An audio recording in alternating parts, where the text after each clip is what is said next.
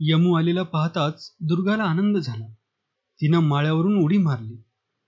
यमूनं घोंगडं अंथरलं आणि यमू माळावरच्या बातम्या सांगू लागला. दुर्गा आतुर होऊन ऐकत होती. गंग्यानं अन्न टाकल्याचे ऐकून दुर्गा कावरी बावरी झाली. क्षणात कोमेजली. तिचे डोळे भरून आले. अश्रूचे 2 थेंब खळकन निखळून पडले. बाप आजच माळ्यावरून पळ काढणार असून आपण सकाळीच त्याला परगावात भेटणार हे ऐकून तिला अतिशय आनंद झाला. क्षणात ती टवटवीत झाली. तिच्या गालावर स्मित उमटलं. बापाच्या भेटीची ओढ तिच्या काळजात जागी झाली. ती हळूच उठली आणि जवळच्या एका दगडावर बसली. दुर्गाची नजर हिरव्यागार गर्द झाडीवरून समोरच्या माळावर भिरभिरत होती.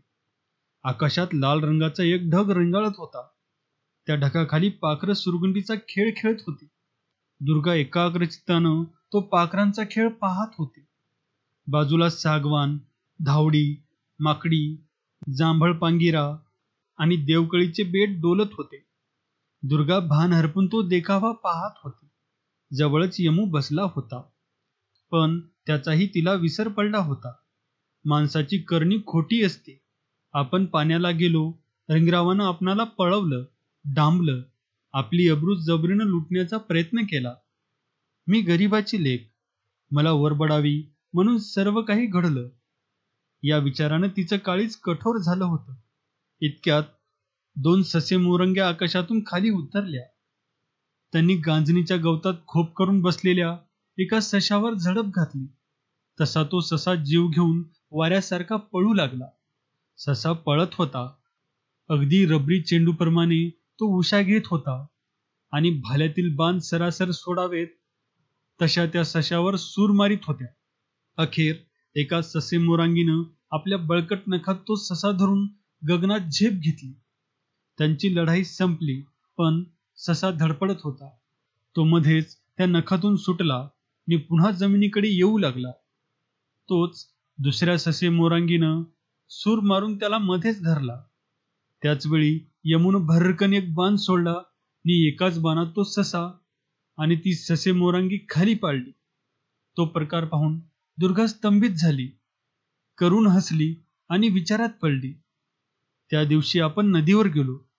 2 माणसं अशीच आली. त्यांनीही आपणाला त्या सशाप्रमाणे उचललं.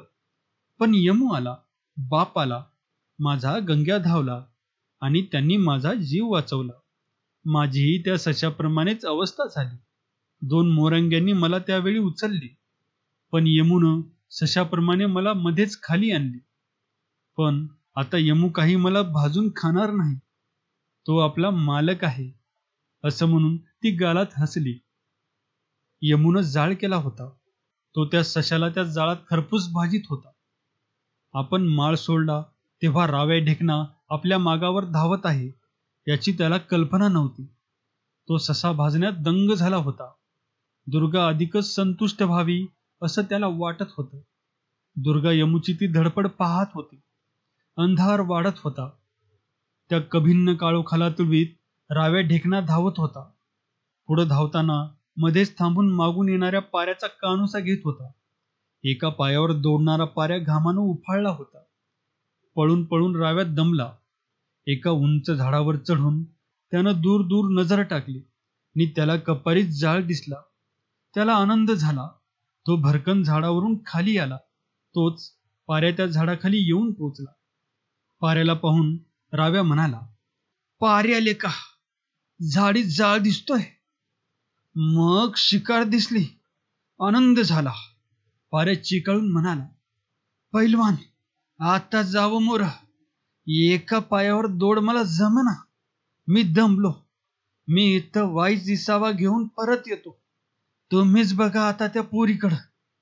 यम्याला लाथा घाला आणि त्या पोरीचा फीळ काढा. असं म्हणून पाऱ्यानं काखेतील कुबड्या टाकून घाम पुसला आणि जाळाच्या रोखानं राव्या ढेकणा धावत निघाला. यमूनं ससा भाजून जाळ विझवला. दुर्गाला घोंगडं अंथरून दिलं. भाकरी, चटणी, सशाचं मांस पुढं घेऊन ती दोघं जेवत बसली. दुर्गा जेवत होती. सभोवती सर्व काही सामसूम झालं होतं. वाऱ्याची मंद झुळूक येत होती. झाडं करकरत होती. काळोख मी म्हणत होता. वातावरण भयान भासत होतं.